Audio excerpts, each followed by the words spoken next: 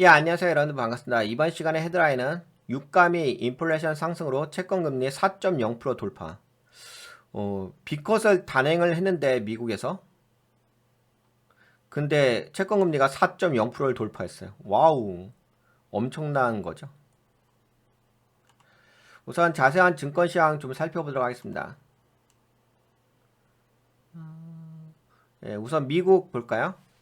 네, 나스닥이 마이너스 1.18% 하락, S&P 500 마이너스 0.96, 다우가 마이너스 0.94, 러셀 지수가 마이너스 0.89. 오, 근데 진짜 많이 빠졌다. 1% 가까이 빠진 거죠.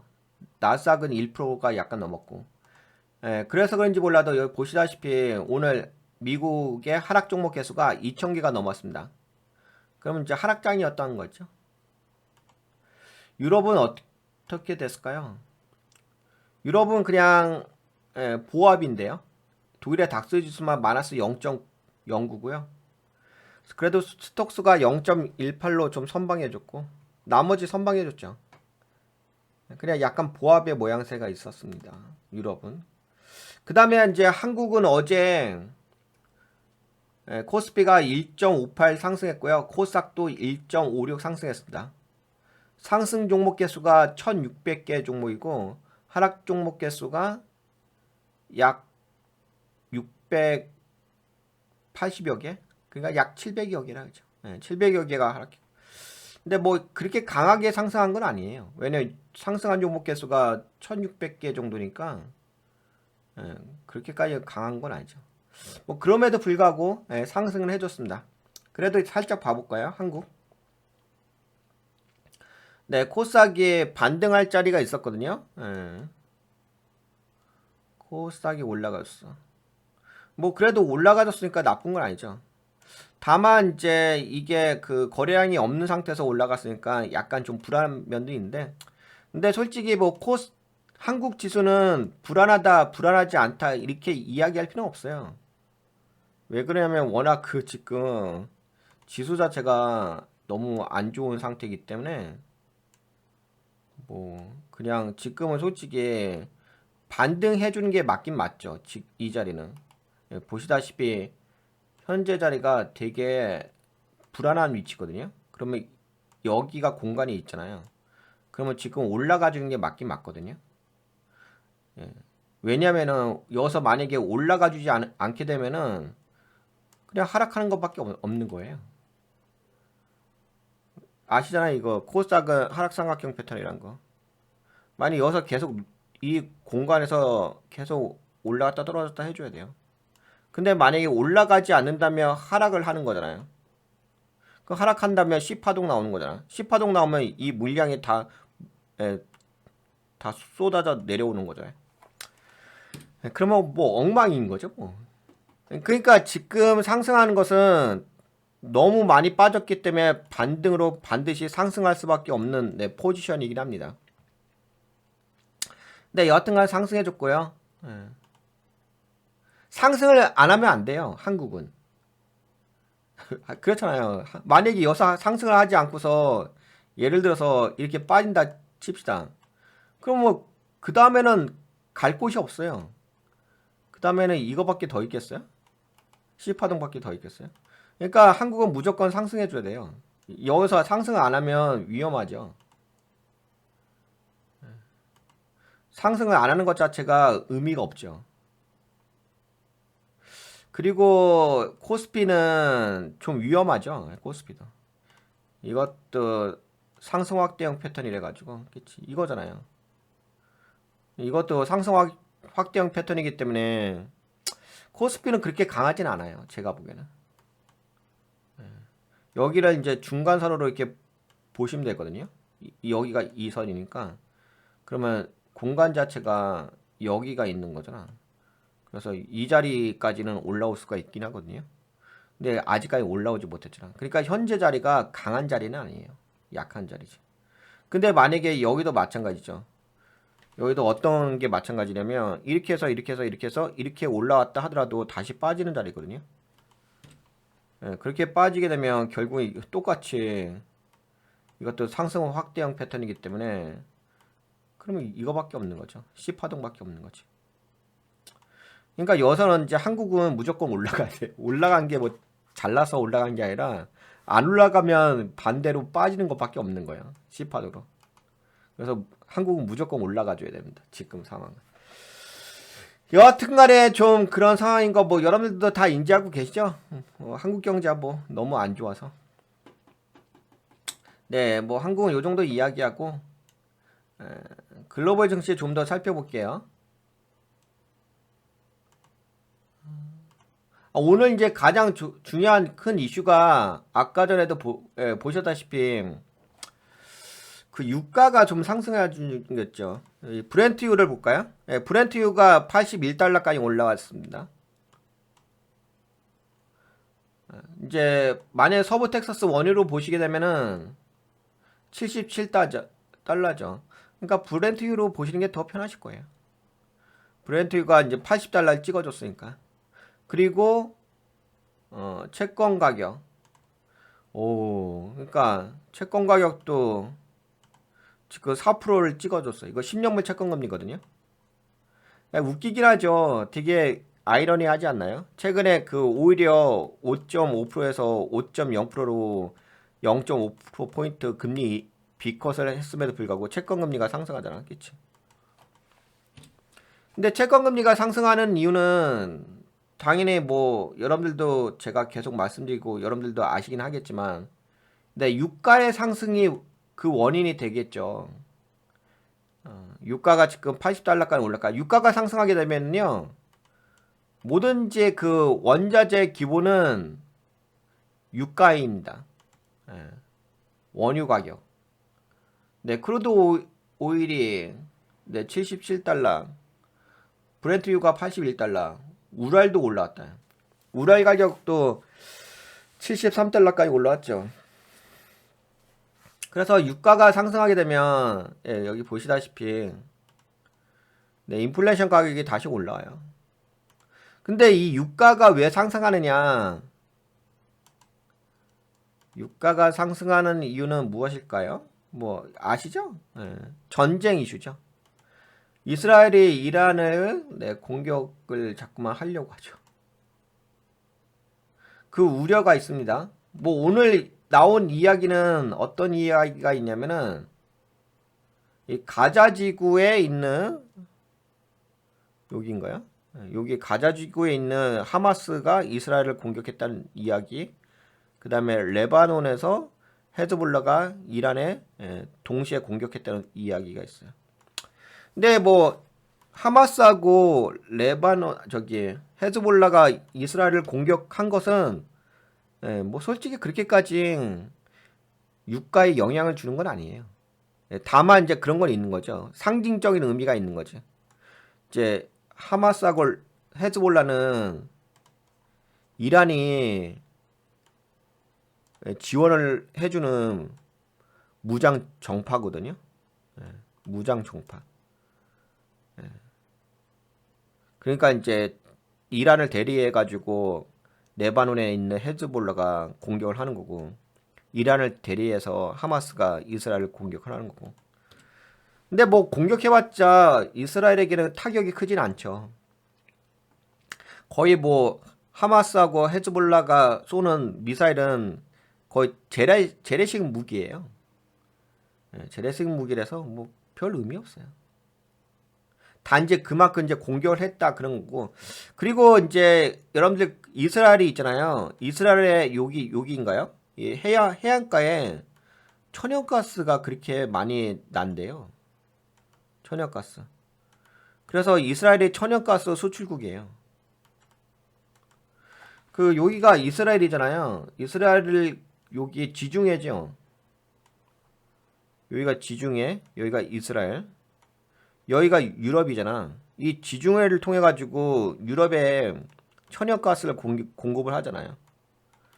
천연가스를 매우 중요하게 생각하자 유럽은. 그래서 러시아를 통해 가지고 우크라이나를 통해 가지고 들어오는 천연가스 그게 있죠. 그러니까 이스라엘도 천연가스를 석유가 나지는 않는데 천연가스는 있어요. 그래서 천연가스를 판매를 해. 근데 이제 천연가스도 마찬가지잖아. 천연가스가 뭐가 마찬가지냐면은 유가의 가격이 올라가게 되면 천연가스 가격도 올라가지 않나요? 예, 그게 기본 원리잖아. 그치? 히팅 오일인가? 이건 난방유이지. 여기 천연가스는 좀 빠졌구나. 예. 천연가스 빠졌고 하여튼간 그렇습니다. 근데 지금 이슈는 조만간 근데 언젠지 모르겠어요. 이스라엘이 이란을 공격할 수 있다. 이런 우려감인 거죠. 그러니까 현재로서는 뭐 지정학적 리스크입니다. 지정학적 리스크로 해가지고 유가가 상승하는 부분. 아 근데 이게 단지 지정학적 리스크만이 존재하는 건 아니고요. 두 가지가 존재한다고 보셔야 될 것 같아요. 우선은 이제 어떻게 바라봐야 되냐면은 단순하게 바라볼 영역은 아니고요. 이거를 좀 더 자세하게 살펴볼게요. 왜냐면은 교차 검증을 하면서 그 가치를 평가를 하는 거거든요. 그러니까 뭔가의 정답을 맞추는 게 중요한 게 아니라 이제 돈가치 TV 이 방송은 가치 투자 방송이잖아요. 가치 투자를 할 때는 내가 교차 검증을 통해 가지고 가치 부여를 할 줄 아는 능력이 있어야 돼요. 뭔 말인지 아시죠? 그러면은 시장의 상황을 올바르게 바라봐야 돼요. 그냥 하나만 예를 들어서 오늘 그 유가가 올라갔어요. 유가가 올라가는데 그걸 뭐 이스라엘이 이란을 공격하려는 그런 의도가 있기 때문에 그거에 대한 우려감이 있어서 올라갔어요. 그 하나만 이야기하면 안 된다고요. 그런 수준으로 해가지고 주식시장을 분석하게 되면은 가치평가를 제대로 하는 게 아니라 그냥 정답 맞추기 게임밖에 안 되는 거예요. 그냥 학교 때 사지선다형, 오지선다형 그 정답 맞춰가지고 뭐 시험 통과했어요. 그런 수준밖에 안 되는 거예요. 그냥 학생들 수준밖에 안 되는 거예요. 현실은 학생이 아니잖아요. 제가 계속 얘기했지만. 이 주식이라는 것은 돈을 버는 게 목적인 거고 돈을 버는 데 있어서 증명된 매매법이 뭐예요? 가치 투자 아니겠습니까? 그 가치 투자의 가장 핵심이 뭐겠어요? 가치 평가예요. 가치 평가. 내가 지금 상황에 대해서 올바르게 가치 평가할 수 있는 능력이 되는 마인드가 있는지, 생각이 있는지 없는지, 개념이 있는지 없는지 그게 핵심이죠. 그런 관점을 이야기한다면 단순하게 뭐 이스라엘이 이란을 공격한다 이런 지정학적 리스크만 존재하는 건 아니고요. 또 뭐도 있냐면은 미국이죠. 그 미국이 최근에 고용보고서가 올라가잖아요. 근데 제가 여러분들한테 누누이 말씀드렸지만 고용보고서가 올라갈 거라고 제가 예측을 해가지고 정확하게 맞췄잖아요. 남들은 다 틀렸는데 저만 혼자 맞췄잖아요. 그 PC 지수 떠들어대면서 다른 사람들은 다 헤드라인 PC 지수 떠들어대는데 저 코어 PC 지수 떠들어댔잖아. 그러니까 이걸 뭐냐면은요. 왜 제가 이걸 강조해드리냐면은 지금은 물가가 올라간다고요. 이거 아시죠? 이 원리 아시죠? 필립스 곡선의 원리. 물가가 상승하게 되면 실업률은 줄어들어요. 그래서 그 실업률이 요번에 발표됐을 때 금요일날 4.2%에서 4.1%로 떨어졌잖아요. 물가는 상승했잖아요. 근데 그때 당시에 잘 보자고요. 왜 주식을 엉터리로 봐. 엉터리로 분석하면 나만 손해지. 왜 내가 손해볼 짓을 내가 왜 해. 현명하지 못하게. 그러니까 다들 이것만 떠들어야 되는 거잖아. 엉터리로. 엉망진창으로. 그러니까 엉망진창으로 주식을 하니까는 판단하니까는 맨날 엉망진창의 결과가 나오는 거지. 누가 엉망진창으로 생각하라고 강요한 것도 아니고. 여기 보시게 되면은요. 이걸 떠들어댔잖아. 계속 다 떠들어댄 게 뭐 이거 그 헤드라인 PC 지수 이걸 떠들어대면서 미국의 물가 지수가 하락했어요. 그러면서 뭐 2.2%까지 떠들었어요. 그 물가가 떨어지면 어떻게 됐어요? 여기 보시면 물가 상승률이 둔화되게 되면은 반대로 실업률이 증가하지. 그러면은 실업률이 지금 4.2%였는데 그건 4.3%가 됐어야지 요번에. 근데 그렇게 된 게 아니라 4.2%에서 지금은 4.1%가 됐잖아. 그 얘기는 무슨 얘기야? 실업률이 줄어들었다는 얘기는 물가가 상승했다는 얘기잖아. 근데 뭐 그걸 이걸 갖다다 붙이고 떠들어대 있어. 현명하지 못하게. 그러니까 이건 아니라고요. 이거는 아니라고. 그럼 뭐겠어요? 이거 보셔야죠. 이게 저거잖아요. 코어 PC 지수잖아. 이거 보시면 아실 거 아니야. 물가가 떨어졌어요? 네, 올라갔잖아요. 여기 이전이 2.6%였잖아요. 2.7%잖아요. 그 물가가 상승했잖아요. 뭐 물가가 떨어져. 그러니까 무슨 얘기예요? 물가가 상승을 했으니까는 물가가 상승하게 되면 어떻게 해요? 인플레이션이 상승하게 되면 긴축을 하지 않겠어요? 긴축을 하게 되면은 어떻게 됐어요? 금리가 상승하겠지. 그래서 지금 금리 상승하는 것은 잘 봐보세요. 그래서 제가 이거 계속 이야기해드렸잖아. 미국은 단 한 번도 양적 완화를 한 적이 없어. 계속 이거 연준의 그 대차대출표 보시게 되면 다 긴축이잖아, 긴축. 아이, 당연히 생각해보세요. 긴축을 하고 있는데 그 떨어지겠어요? 아, 긴축 정책이잖아. 긴축 정책이면 당연히 올라가지. 근데 긴축을 왜 해요? 물가가 올라가니까 긴축을 하는 거지. 물가가 떨어지면 긴축하겠습니까? 그러니까 지금의 그 유가의 상승은 두 가지가 존재하는 거예요.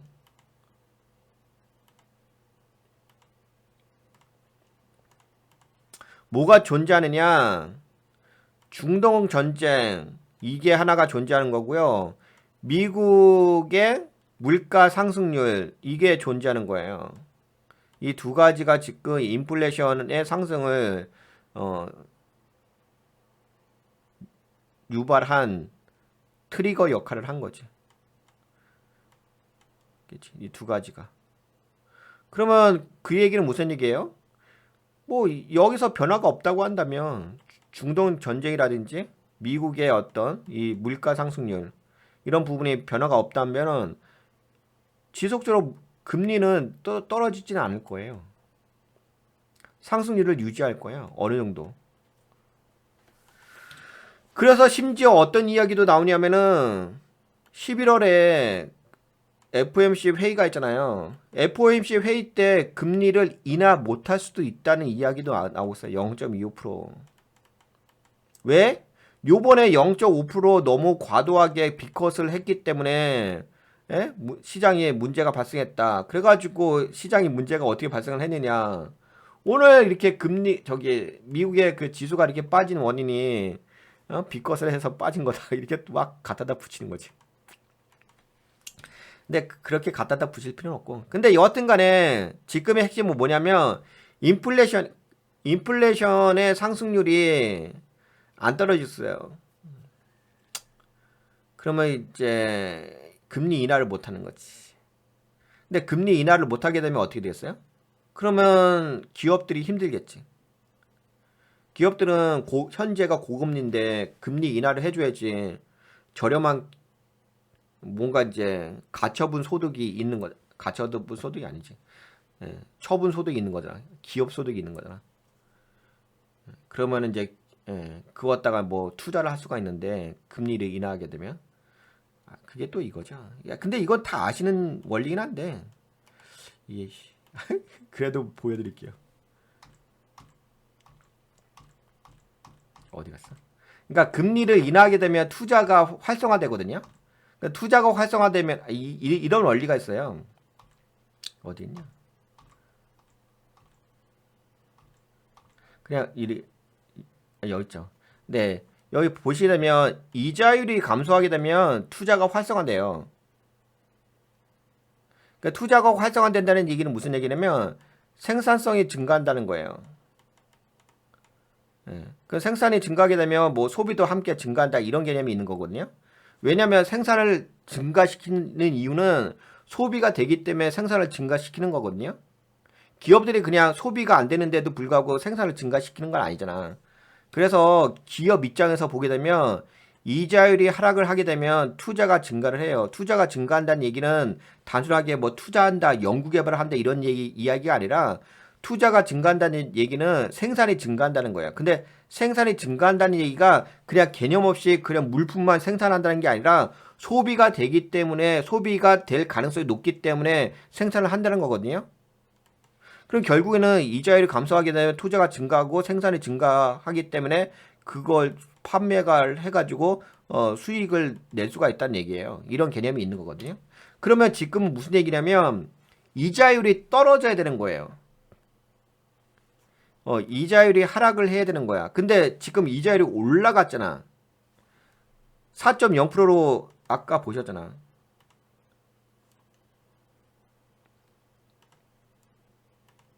여기 보시다시피 그 10년물 채권금리가 4%까지 올라갔잖아. 그럼 채권금리가 올라가게 되면 어떻게 되겠어요? 그럼 기업들에게는 손해겠죠. 투자가 떨어지잖아. 투자가 떨어진다는 얘기는 생산을 못한다, 생산량이 줄어든다는 거고.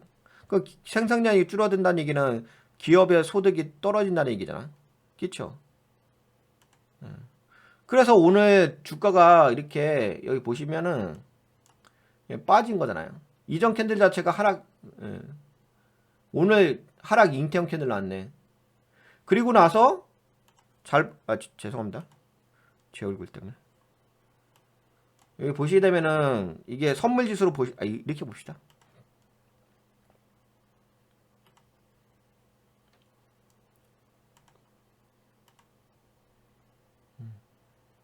지수 나스닥 이거죠.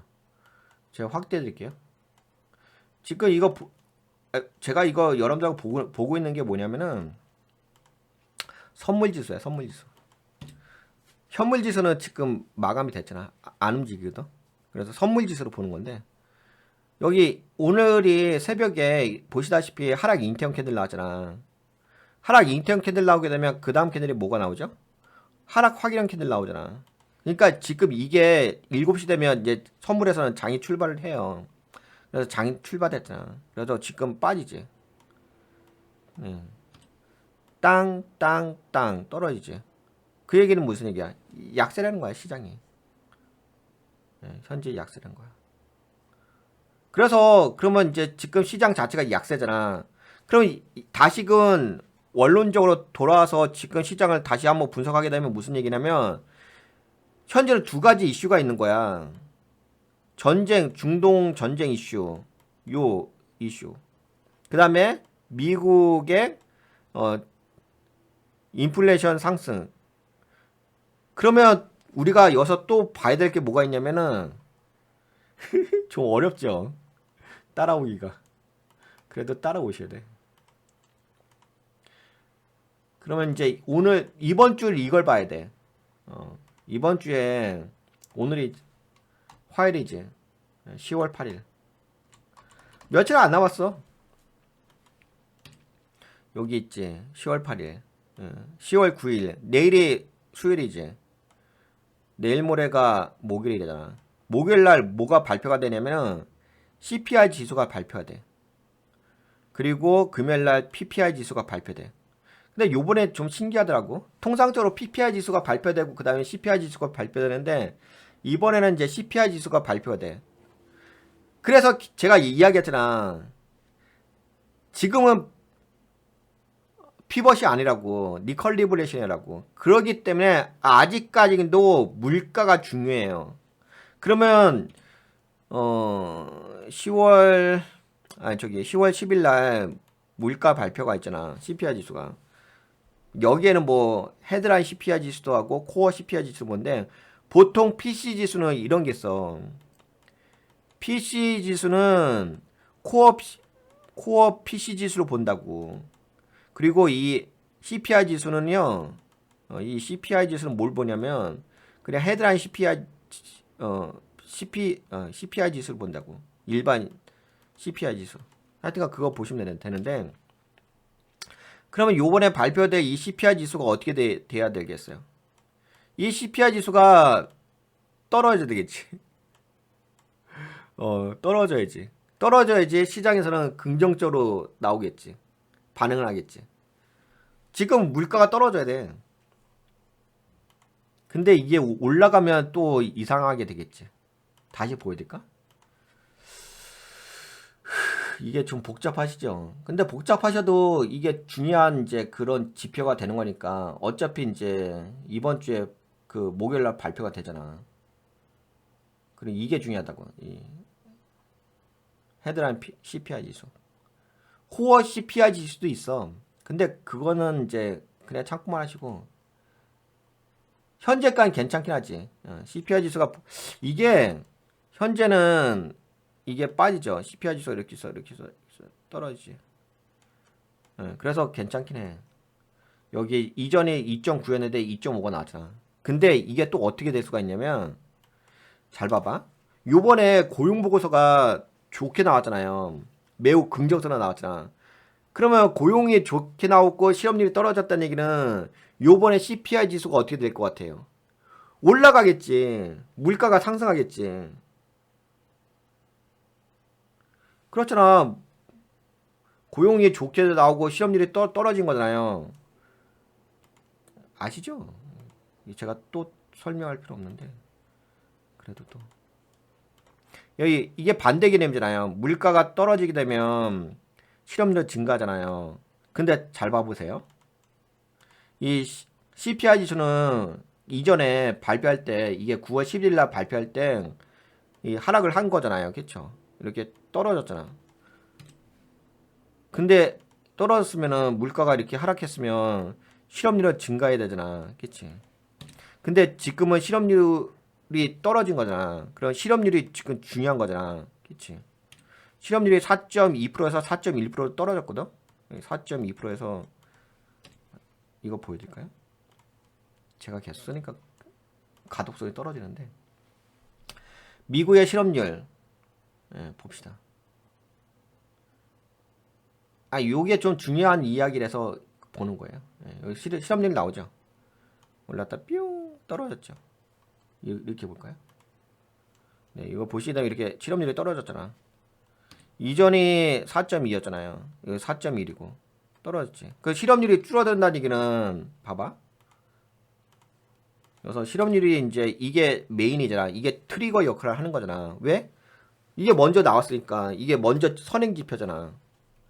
그러면 이게 실업률이 이렇게 떨어진 거잖아. 그러면 물가는 어떻게 됐어? 물가는 올라가겠지. 물가 상승률은 올라가겠지. 그치? 그러면 요번에 어떻게 되겠어요? 그러면 그러면 얘가 되게 어렵죠. 얘가 지금 이렇게 몇 프로까지 떨어진 거지? 2.5%까지 떨어졌잖아요. 2.9%에서. 그러면은 요번에 어떻게 나올 가능성이 크냐면은 얘가 이렇게 해서 올라올 가능성이 크겠지. 그치. 실업률이 떨어졌으니까. 실업률이 떨어졌으니까 물가는 상승하겠지. 그치. 물가는, 그쵸. 실업률이 떨어졌으니까 물가는 상승한다고.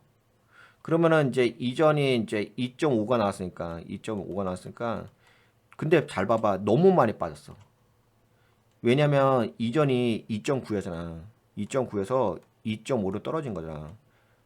과도하게 빠졌죠. 과도하게. 그러니까 약 0.4가 빠졌잖아.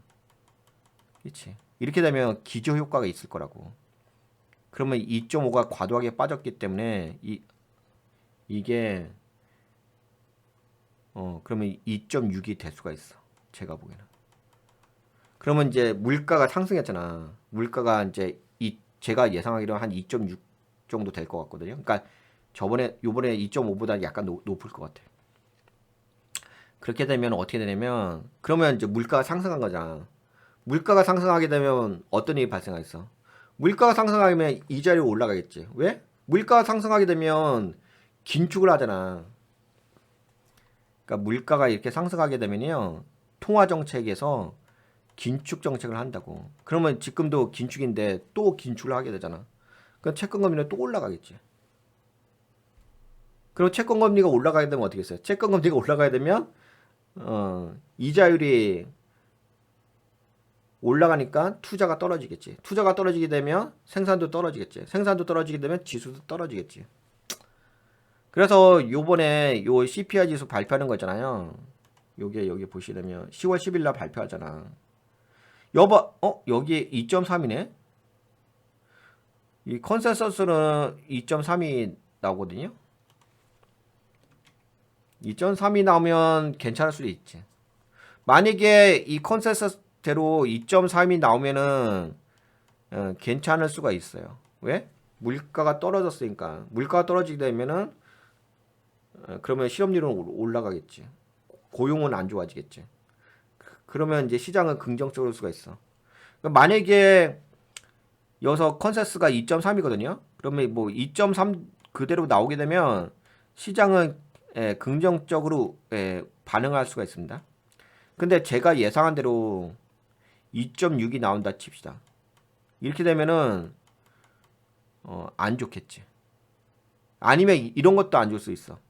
컨센서스가 2.3이었는데 뭐 컨센서스보다 더 높게 2.5가 나와도 안 좋게 반응할 수가 있어. 왜냐면 물가가 약간 이제 떨어지지 않는 거다, 그치?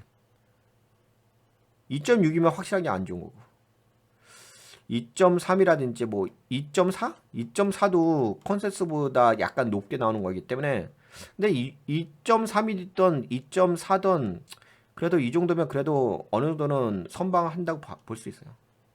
2.3, 2.4는 선방한다고 볼 수 있는데 2.5 아니면 2.6 이렇게 나오면은 약간 시장은 긴축으로 좀 더 가겠지. 근데 긴축이면 금리가 올라가요. 그건 아시죠? 네. 그래서 요번에 그러면 제가 왜 이걸 자세하게 설명해 드렸냐면 잘 봐봐. 제가 이거 자세하게 설명해 드린 이유가 있지. 이거 봐봐. 지금 어떻게 되고 있어요? 네, 미니 나삭이 빠지잖아. 그치? 이게 무슨 파동이야? 아직까지 C 파동은 아닌데 이게 A 파동, B 파동이잖아. 그다음에 B 파동에서 여기서 아직 이렇게 빠지지 않았지. 안 빠졌어, 그치? 안 빠졌고 근데 하락 확인은 캔들 나왔지. 그렇다는 얘기는 무슨 얘기야? 현재 추세가 이거잖아, 이거. 그치? 이 추세지. 그렇다면은 아직 안 빠졌을까 여기겠지. 그러면 당분간 움직이는 것은 어떻게 움직이겠어요? 여기서 움직이겠지. 이 자리에서. 그러면 만약에 시장에서 그 CPI 지수라든지 그게 안 좋게 되면 이렇게 빠지겠지. 만약 CPI 지수가 안 좋게 되면 이렇게 빠지는 거고 그나마 CPI 지수가 뭐 긍정적으로 나온다. 시장에 얼마 맞게. 그러면 이렇게 나올 수가 있지. 그러면은 이렇게 가다가 여기가 지금 아마 그 CPI 지수 나오기 전까지. 근데 며칠 안 남았어. 오늘이 화요일이잖아. 그 수요일 하루밖에 안 남았잖아. 그치? 그렇잖아. 그쵸? 오늘이 이거니까 잘 봐봐. 오늘이 여기잖아요. 그럼 이거 9일이 딱 하루 남은 거잖아. 그치? 그러면 캔들 하나 아니면 두 개잖아. 그러면 이거 하나하고 이거 남았지. 근데 이거는 중요하지 않고. 이거하고 이거잖아. 그치? 그건 캔들 한 개밖에 안 남았다고. 근데 이제 미국 지수로 보게 되면 캔들이 두 개 있긴 하지. 왜냐면 지금 여러분들하고 저거 보고 있는 게 선물 지수거든. 선물 지수는 미리 움직인 거니까. 그러면 캔들은 두 개가 존재해. 그치? 그러면은 어떻게 될 거 같냐면은 지금 여기서 하락 인턴 캔들 나왔으니까 빠지겠지. 오늘 빠졌잖아. 그러면 이게 오늘 새벽 아마 미국 지수가 오늘 내일 새벽이겠지. 내일 새벽도 빠질 거라고. 그치? 근데 빠지는데 약세일 거라고 약세. 근데 만약에 그 다음 날이 올라갈 수도 있긴 하겠지. 예. 그 올라간다 하더라도 어차피 저항대란 말이야. 그러면 약간 그러면 요 정도? 한 요 정도 나오긴 하겠다. 만약에 예를 들어서 CPI 지수가 긍정적으로 나왔다? 뭐 시장에 걸맞게 그 컨센서스에 맞게끔 나왔다? 그러면 요 정도로 나올 수는 있어. 근데 만약 CPI 지수가 안 좋게 나왔다? 그러면 어떻게 될 것 같아요? 그러면 여기 지지라인이잖아. 이 지지라인을 깨면서 이렇게 떨어지겠지. 그럼 이 지지라인을 깨면서 떨어진다고 한다면 어떤 파동이 있어? 그럼 C파동으로 빠지겠지. 그럼 C파동으로 빠진다는 얘기는 무슨 얘기겠어요? 지금 여기가 무슨 파동이에요? 이게 저거잖아요. 헤드 앤 숄더 패턴이 나올 수가 있지. 이렇게. 그럼 여기서 이렇게 빠질 수가 있지. 그럼 빠지게 되면 뭐 이런 데서 좀 지지할 수 있지. 다시 반등. 그러면 여기가 단기 고점 자리가 되겠지. 뭔 말인지 아시겠죠? 근데 어차피 지금은 약세긴 해요. 지금 자리가 이 자리이기 때문에 약세 자리는 맞아. 지금이 강한 자리는 아니에요. 그렇죠? 왜냐면 여기가 공간이기 때문에. 그렇지? 다만 그건 있죠. 다만 어떤 부분이 있냐면은 다만 어떤 부분이 있냐면 이런 부분이 있어요. 아이고 마지막으로 이거 이야기해드릴게요. 이 오늘 엔비디아가 올라갔잖아요. 엔비디아는 좀 강했죠. 요건 약간 번외야. 왜냐면 이거 보시다시피 엔비디아 상승, ARM 상승, 마이크론 상승했거든요. 근데 엔비디아만 상승해줬어요. 근데 오늘 어떤 일이 발생했냐면은 그 최근에 여러분들에게 그걸 말씀드렸잖아. 종목 이슈 볼까? 이 소식 다 들으셨죠? 엔비디아의 그 CEO 젠슨 왕이 블랙웰 AI 칩의 전체 생산을 확정했다는 소식. 전체 생산을 확정했다는 소식은 그만큼 블랙웰 AI 칩에 대한 수요가 많다는 거죠. 그래가지고 이것 때문에 되게 좋다라고 이야기했어요. 그래서 AI 반도체는 지금 AI 반도체는 엔비디아 반도체는 잘 팔린다. 그래서 어떤 일이 발생했냐? 그 AI 서버를 판매하는 회사가 있어요. 미국에. 그 AI 서버를 판매하는 회사가 어디냐면 뭐 미국에도 있고 대만에도 있는데 대표적인 회사가 슈퍼 마이크로 컴퓨터야. 그리고 대만에는 폭스콘이야. 이 둘 다 AI 서버를 판매를 해. 근데 AI 서버가 왜 필요하냐면은 데이터 센터가 있잖아. 데이터 센터에 그 AI 서버가 있잖아요. 그 AI 서버가 있으면 여기에 그 GPU가 들어가 있지. 엔비디아 GPU. 그러니까 이런 서버를 조립하는 회사가 폭스콘하고 슈퍼 마이크로 컴퓨터야. 그러면 이런 데이터 센터가 있어야지 뭘 할 수가 있어요? 그래야지 뭐 AI 서비스를 할 수가 있는 거지. 뭐 마이크로소프트라든지 오픈 AI라든지 그렇죠. 이 서버를 통해 가지고 AI 서비스를 해주는 거잖아.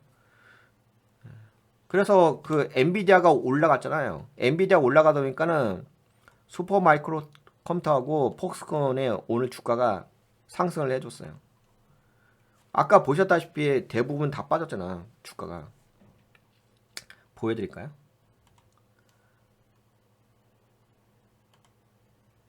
네, 여기 써있죠. 예. 슈퍼 마이크로 컴퓨터가 오늘 고가로 확대해드릴까?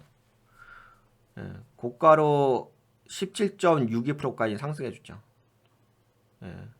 장 마감으로는 이제 정규장 마감으로 16.37. 하여튼간 급등해줬어요. 여기도 올라왔고 그다음에 폭스콘인데 근데 폭스콘은 상장이 안 됐더라고요. 대만의 폭스콘이라는 회사는 상장이 안 되어 있고 대신에 그 폭스콘의 그 모 회사가 있어요. 모 회사. 지주 회사. 그 회사는 상장되어 있거든요. 그 회사가 어디냐면은 요런 회사예요. 듣도 보지 못한 혼 하이 프리전 인더스트리 이런 회사인데 요 회사의 그 주가가 이렇게 올라갔죠. 뿅하고. 근데 뭐 그렇게 많이 올라온 건 아니다. 그래도 올라왔네. 한 2% 정도 올라왔네. 그쵸? 네, 그래서 오늘 그 시장에서 반응을 주었던 섹터는 엔비디아를 필두로 해가지고 슈퍼마이크로 컴퓨터하고 폭스콘이 올라갔다. 그래서 AI 반도체에 대한 수요가 있는데 단지 이거는 엔비디아 발이에요. 엔비디아 발. 그러면 다른 반도체 쪽도 올라왔나 볼까요? 근데 다른 반도체 쪽에서는 뭐 그렇게까지 많이 근데 TSMC는 올라가긴 했다.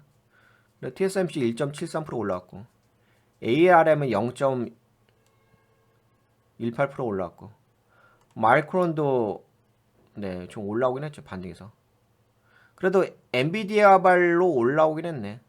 그러니까 AI 반도체 쪽은 그나마 예, 약간 올라온 건 있어요.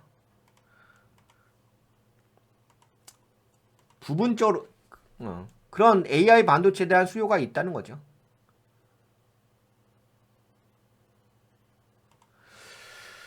그래서 보게 되면은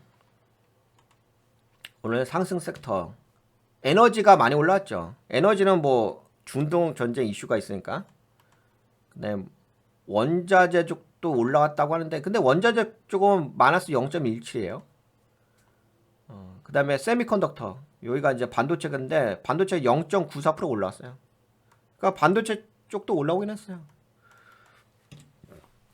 근데 이제 그 반도체가 그냥 일반적인 반도체 말고 그 AI 그 GPU 쪽 진짜 완전 수요가 있는 거. 그러니까 일반적인 반도체 회사 말고요. 뭐 메모리 반도체 이런 거 말고 뭐 마이크론이 올라왔으니까 뭐 일반적인 메모리 반도체 그런 거 말고 뭐 예를 들어서 뭐 HBM 메모리 그것도 메모리 반도체긴 한데 그건 AI에 포커싱 맞춘 반도체 회사. 하여튼간 AI야 AI. 그런 쪽의 회사는 그래도 어느 정도 선방해줬다. 네, 그렇게 볼 수 있죠. 그래서 오늘 저 주목을 받았던 회사 저기 섹터는 에너지는 당연히 올라왔고 유가는 아까 보셨죠? 유가는 브렌트유가 80달러까지 올랐으니까 다시 보여드릴까? 근데 예, 그렇죠. 그런 게 있어요. 여기 근데 제가 여러분들한테 이전에서 좀 방송 근데 많이 올라왔대요. 제가 예상했던 80달러를 넘어서면서 82달러까지 올라왔죠. 야, 중국은 계속 올라간다. 씨. 중국은 경기 부양 양적 완화, 예. 양적 완화를 통해 가지고 계속 날아간다. 중국. 홍콩도 많이 날아가고.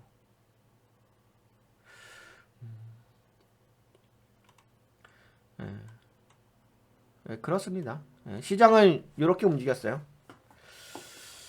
근데 이제 정리해서 말씀드린다면은 오늘 시장은 이렇게 된 거지.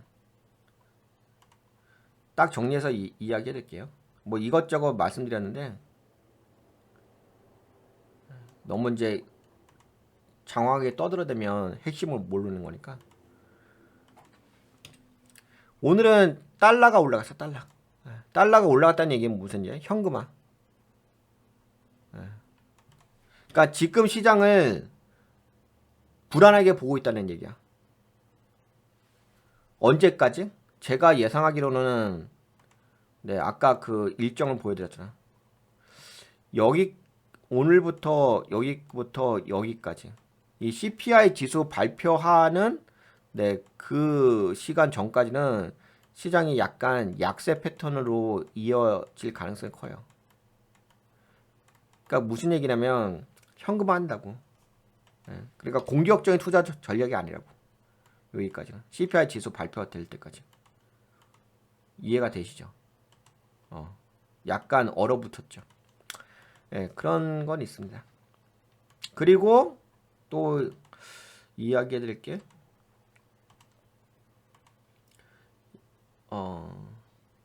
요거 이야기해 드릴까?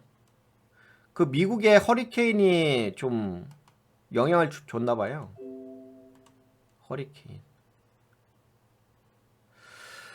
허리케인이 좀 영향을 줘가지고 그래가지고 뭐 뭐지? 백업 장치, 백업 배터리, 무정전 배터리잖아. 무정전 배터리. 그러니까 전기가 나가면은 전기를 공급해주는 거잖아요. 보조 배터리. 그거를 만드는 회사의 주가는 올라갔다는 소식이 있고 반대로 이제 피해가 허리케인에 오게 되면 피해를 받잖아. 그러니까 보험 관련된 주가는 떨어졌다. 피해를 받으면은 보험회사들이 손해를 보잖아. 그런 소식이 있어요. 그런 소식은 요걸 보면 아는데 산업 이슈. 그래 참고적으로 핵심은 아닌데 그냥 이제 미국의 지금 어떤 국내 사정도 있으니까 그거에 대해서 좀 말씀드리려고 이야기하는 거지. 기계 장비.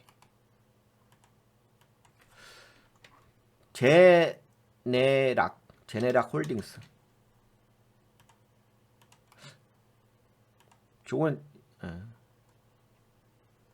제네락 홀딩스의 주가가 급등했다.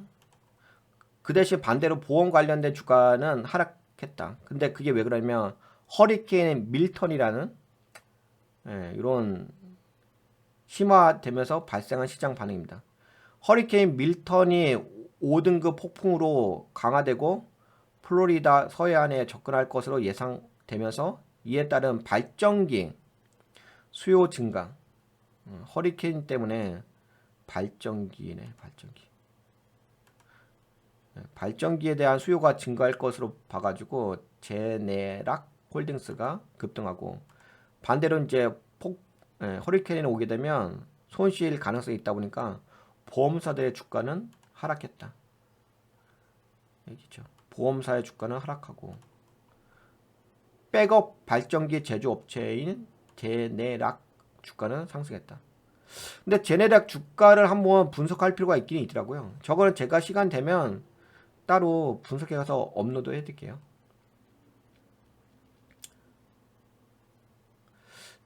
재무가 나쁘지는 않은 것 같던데. 잠시만. 해외 주식. 살짝만 볼까요? 살짝만. 제네락 에너지 이거죠.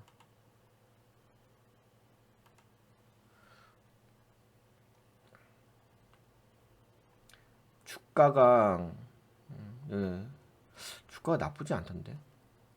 빠졌다가 올라오는 거라서. 근데 재무가 나쁘지 않은 것 같은데. 살짝만 볼까?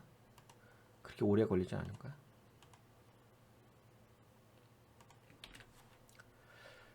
제네럴 홀딩스.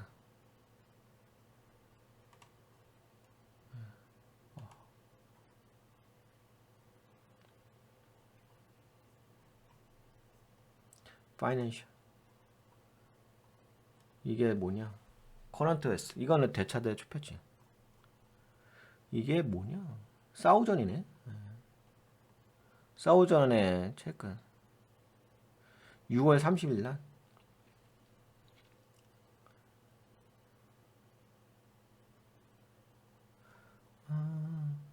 이게 지금 얼마냐?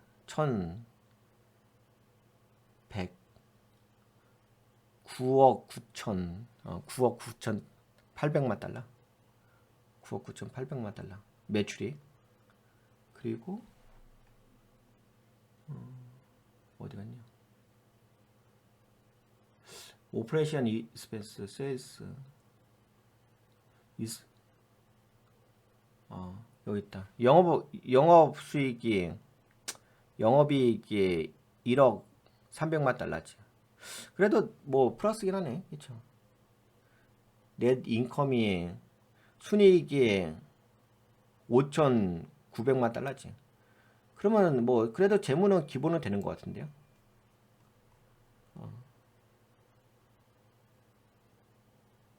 그치. 재무는 기본이 된다.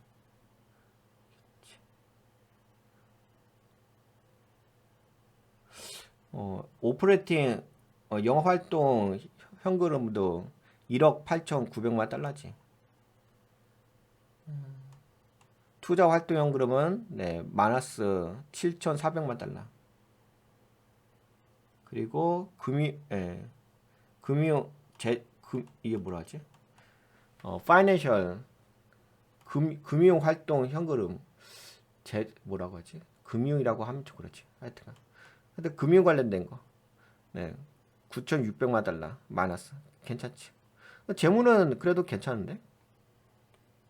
그리고 기말 현금성 자산이 2억 1,800만 달러니까 재무는 괜찮은데. 그러면 이 회사 한번 주목해 볼 필요가 있을 것 같은데요. 이게 올라오긴 했어요. 보여드릴까요? 여기 이 회사가 에너지 쪽에 있지. 에너지 태양광 이쪽일 거야. 많이 올라왔죠. 지금 여기 올라온 게 오늘 고가로 9.68%까지 올랐어. 근데 그동안 빠졌던 거란 말이야. 그렇죠. 그럼 한번 주목해 볼 만한 종목이긴 하죠. 하여튼간 이제 이런 그 허리케인 관련된 이슈가 있어가지고 요거 좀 올라왔다는 소식이 있습니다. 그 다음에 또 이야기해 드릴게.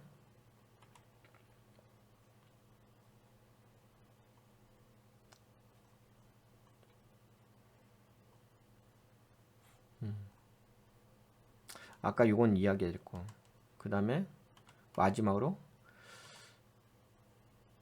이제 고용 보고서가 좋게 나왔는데 뭐 일부 그 미국에 있는 애널리스트 있잖아요. 그분들은 연준이 지난달에 50 베이시스 포인트 금리 인하한 것이 결정한 것이 성급하게 대응을 했다. 연준의 경제가 실제로 더 취약하다는 인상을 줄 수 있다. 그러니까 50bp 인상을 하니까는 비컷을 했으니까는 시장에서는 그것이 좀 부정적으로 영향을 미칠 수 있다는 거지. 근데 이제 뭐 올해와 내년 초 경기 침체에 빠질 가능성이 거의 없다고 뭐 다른 분들은 그렇게 보고 있는 거예요. 근데 너무 비컷을 해가지고 그래가지고 이제 연준에서 11월 달하고 12월 달에 남은 두 차례 FOMC 회의에서 금리를 0.25%포인트를 내릴 가능성이 여전히 열려 있다라고 보고 있는 거죠. 그래서 약간 그런 이야기가 있어요. 그 오늘 주가가 빠진 게 연준에서 성급하게 50bp를 급하게 인하를 했다. 그것은 이제 시장에서는 뭔가 미국 경제에 대한 불안정성으로 사람들이 받아들일 수가 있다. 그래서 오늘 주가가 빠졌다. 약간 이렇게 갖다다 붙이는 건데, 그건 갖다다 붙이는 거지. 뭐 언제는 또 비컷으로 인하해가지고 조화라고 떠들어댔다가 갑자기 요번에 이제 지수가 약간 빠지니까는 성급하게 뭐 연준에서 결정한 거 아니야. 근데 이거 갖다 떠들어댈 필요 없어요. 이런 거 갖다 어떤 그 분석가분이 근데 제가 왜 이걸 이야기를 해드리냐면은 아니 이거 갖다가 떠들어대더라고. 이거 갖다가 오늘 나스닥이 많이 빠졌잖아. 그러니까 미국 지수가 좀 많이 빠졌잖아. 이거 갖다다 붙이면서 연준에서 뭐 정책을 뭐 잘못 펼쳤다. 그래서 오늘 뭐 나스닥이 빠졌다. 이런 얘기는 그냥 뭐랄까요? 코에 검을 코골이고 논쟁거리. 근데 이제 워낙 저처럼 그 물가 지수하고 연준의 그 고용 뭐 실업률이라든지 고용 보고서 그거 갖다가 그런 경제적인 지표 갖다가 분석하는 게 맞는 건데 이거는 그냥 저거잖아. 이거는 그냥 감정에 관련된 이야기잖아. 그냥 코에 걸리면 코걸이고 이거 갖다가 지금 오늘 뭐 미국의 나스닥이 하락한 것을 비컷 때문에 뭐 연준이 파월 연준이 뭐 잘못해가지고 그랬다. 쓸데없는 얘기죠. 이런 거는 보지 마세요. 이런 얘기는 의미 없는 얘기니까. 근데 이런 의미 없는 거 갖다가 오늘 그 증권방송에서 떠들어대긴 하더라고요. 한국의 대부분 증권방송에서 연준에서 뭐 비컷을 한 것이 잘못했다. 그러니까 그런 걸로 떠들어대면은 올바르게 판단 못하는 거지. 쓰잘데없는 소리이기 때문에 제가 좀 말씀드린 거예요. 저런 거 갖다가 이야기할 필요 없고. 네, 그렇습니다. 그러면 여기까지 볼까요? 요 정도 오늘 이번 방송은. 네, 이번 방송 여기까지 좀 진행해 볼게요. 네, 어떻게 이번 방송 좀 도움이 되셨나요? 네, 도움이 되셨다고 생각되시면 동같이 유튜브에 오셔서 여기 가입 버튼 눌러가지고 멤버십 가입 좀 해주시고 그 다음에 일로도 오세요. 8시 45분에 멤버십 종목 리딩 방송이 있습니다. 가치 투자죠. 네, 여러 가지 멤버를 등록하신 후에 함께 하시면 좋을 것 같습니다. 네, 여러분들 오늘 또 장시간 시청해 주셔서 감사했습니다. 네, 수고하셨습니다. 안녕. 건강하시고.